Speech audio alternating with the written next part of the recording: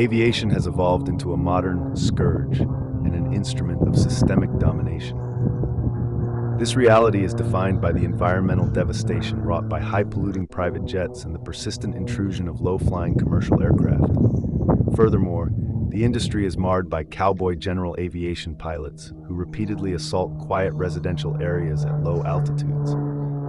Collectively, these actions represent a form of domination and existential threat, mirroring the gravity of slavery and systemic destruction, effectively turning the skies into a theater of ongoing atmospheric and acoustic warfare against the public.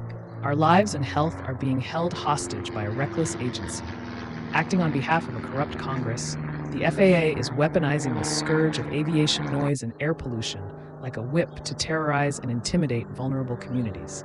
It is a calculated and vindictive punishment. They have the power to change these flight paths instantly, but refuse to do so out of pure spite for your health and future of your children.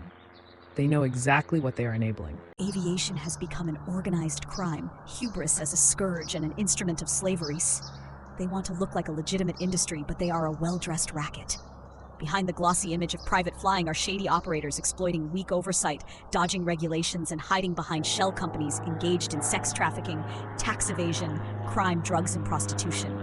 With no scrutiny at small airports, thanks to a corrupt FAA and Congress, it becomes a convenient channel for tax evasion, smuggling, and backroom dark deals.